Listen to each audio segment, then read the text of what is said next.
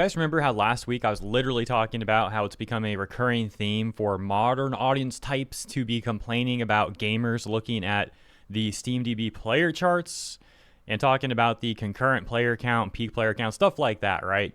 And how these numbers, how the data looks really bad for a lot of AAA games we've been seeing, or in the context of High Guard, ex-AAA devs who are now making their own AA studio, albeit receiving funding from Tencent, as we found out later on. This, of course, was all very reminiscent of how around a year ago it was also being reported that Ubisoft was allegedly looking into trying to pressure Steam to similarly hide the concurrent player counts because they're offended by the data, just like these recent modern audience people are as well. And that takes us to this new report from Insider Gaming. Just yesterday, they reported marathon player count watching is unemployed behavior, says an Overwatch dev. So a bunch of modern audience corporate shills have been saying the same stuff lately, as we just discussed, and now this Overwatch dev comes out and says the same sort of rhetoric. How original and just as pathetic. As we can see, this developer is actually a senior designer at Overwatch, Dylan Snyder. Only speaks for me, says in the bio, and he/him. Here's the post of Dylan's that's now making the news, but before we take a look at that, let's get the context by reading the post that he's responding to.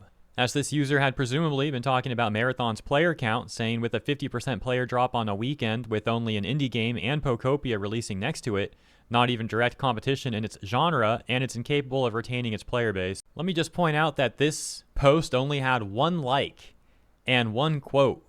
One like and one quote. Oh my gosh, that is just definitely worth a senior dev from Overwatch tweeting about and getting offended about. Like, look, even if he wants to get mad at this topic and this discussion, why don't you bring a post that's actually getting more traction? Seriously, one with one like? Man's getting one guide by a post with one like. I mean, yeah, you know what? That's pretty par of the course for an Overwatch dev. That is the exact sort of thing you would expect from an Overwatch dev. And so that dev goes on to say, is the 50% player drop in the room with us right now? Feel free to dislike and pass up any game you want. More power to you. But this is big unemployed maidenless behavior. These corporate shills have no actual response to any of us bringing up the data and talking about the data. All they do is get offended. And like you saw in the beginning, call us incels for bringing up the player count, and now this guy is similarly like, oh, it's maidenless behavior. Bro, you guys are weird as heck for making this like a sexual thing. We're looking at data and talking business, and you guys are like, oh, that's incel behavior. That's maidenless behavior.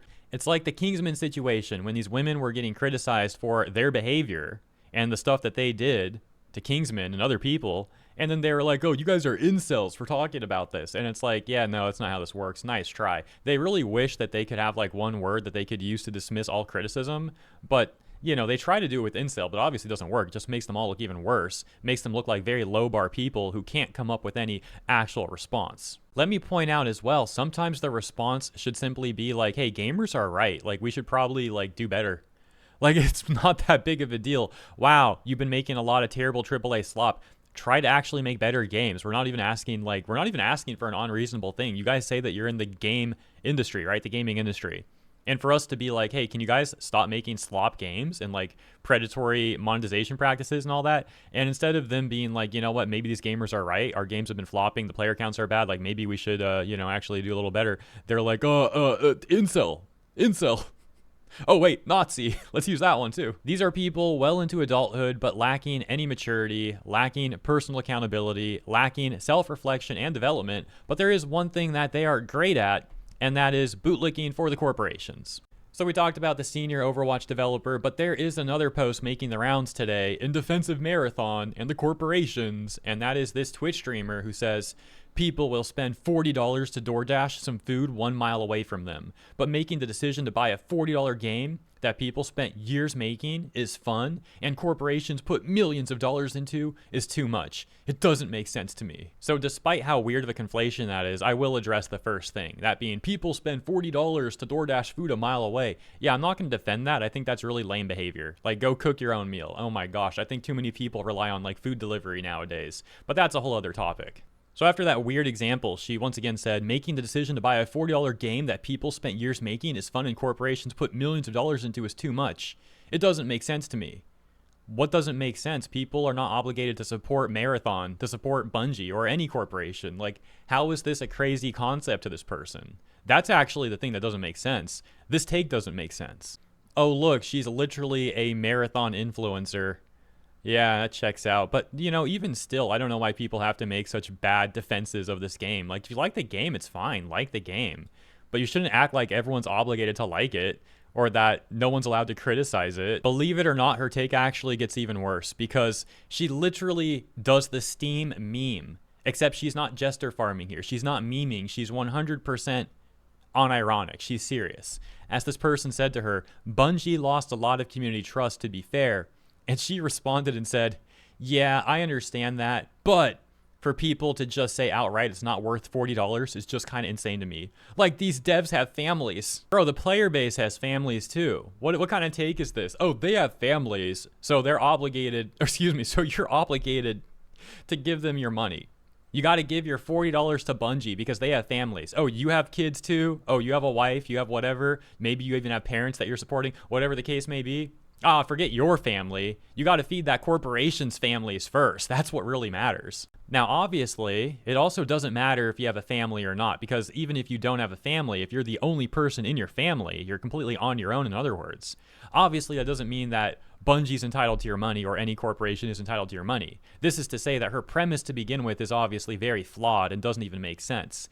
But I did play into it for a second because even if you go with her rhetoric, the point is still awful. For anyone out of the loop on the Steam memes, by the way, here's what I'm referring to. Posts like this, for example. Concord, this guy actually got 95 awards. People's jobs are at stake.